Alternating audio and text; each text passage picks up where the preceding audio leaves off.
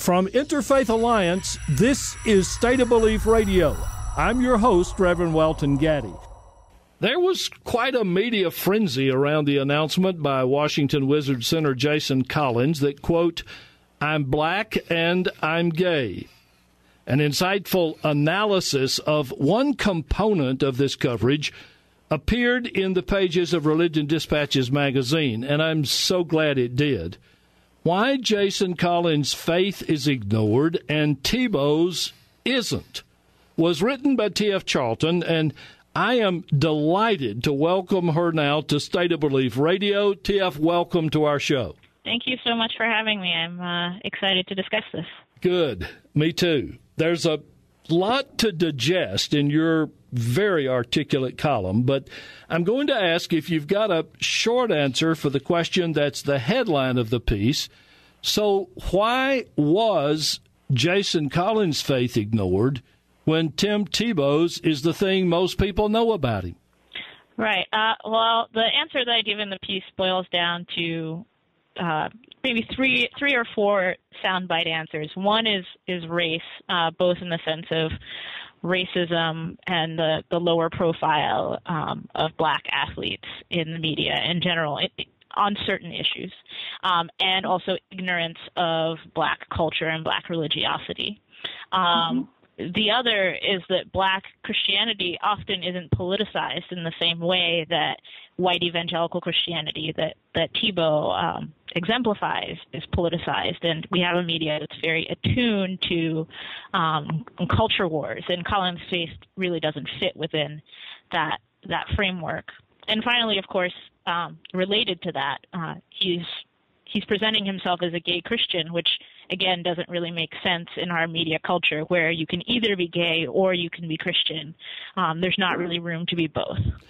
You know, I understand all three of those answers, and I wonder if there is one other, and you'll know this better than I, but in the statement that he made, I saw pervasive honesty and humility.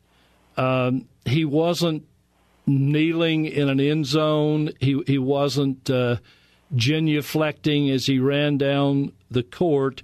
It was just an honest statement about, I want you to know who I am. And that's not as exciting in the media as all of these other kind of gymnastic signs that are supposed to be religious. Right. And that's something I also kind of touch on in my piece, that Tebow's faith is very performative. It's very theatrical. It's made for a particular kind of media climate.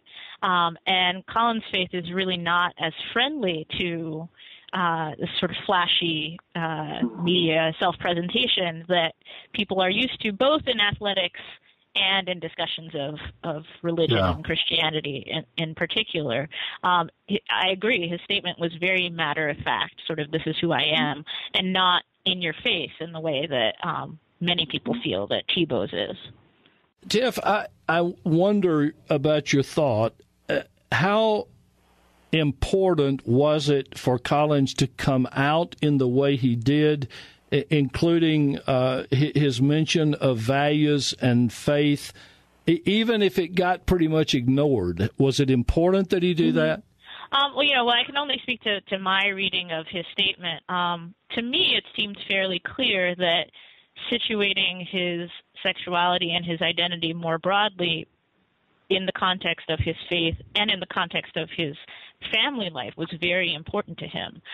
He talks a lot about his, coming out to his aunt, about his grandmother, about coming out to his brother, and they're all Christians too. At least that seemed strongly implied by the piece, that this is a shared family faith. And I think, to me, it read as though that was a really important part of what he wanted to say, that he didn't want to be chopped up into little bits and presented just as a gay man, that he's a gay black athlete in this, close-knit Christian black family, and he wants to be seen as that whole picture.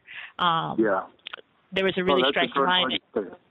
Yeah, there was a very striking line where he said, I should be able to come out on my own terms. I shouldn't have TMZ do it for me. So I think it was very much about taking control of his own story and presenting himself in the way that he wants to be seen. Yeah, which is also a good model, I think, for others to see.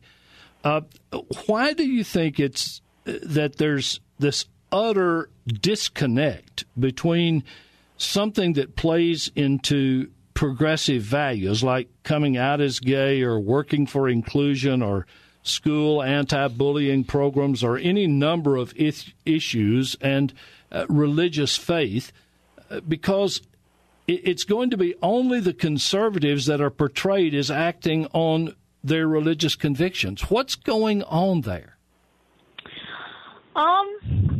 I think one thing is that progressive movements, the most visible progressive movements, tend to shy away from religious motivations for their activism or for their ideology, perhaps because the opposition, for lack of a better word, is so vociferously religious that it might seem like something that progressives want to position themselves against. I personally am no longer religious in a traditional way, but I grew up very religious. And the reason I'm a progressive today is because of what I grew up learning about Jesus, even though I grew up in conservative communities. So I think there's actually a lot of power in articulating religious and spiritual motives for progressive values, but a lot of progressives seem to be very wary of that at best, and often very prejudiced against even progressive religious people, which I think is a mistake. And I think also the other piece of it is that much as is the case in general with progressive politics versus conservative politics, progressive Christians and other progressive religious people tend, in my perception at least, to not be as on top of messaging and being, out there in the way that conservative Christians often are. Conservative Christians are actually fairly organized and more media savvy than I think the left often gives them credit for.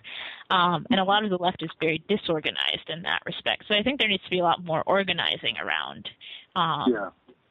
That's a great point. You describe how you observe the overt faith of pro athletes as only seeming to serve a cultural purpose when those athletes are white. Expand on that narrative, if you will, because I'm interested in that. Well, one of the examples that I offered was the quarterback for the Redskins, Robert Griffin III, who is actually also a fairly conservative Christian and a much more successful quarterback, at least in the past season, than Tim Tebow, but hasn't gotten the same kind of attention as Tim Tebow has for his faith.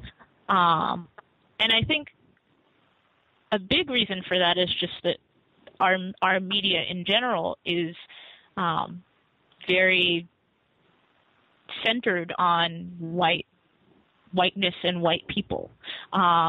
We don't see many faces of color in our media, much less who's producing our media is actually even less diverse than who we see on screen or who we read about in the paper.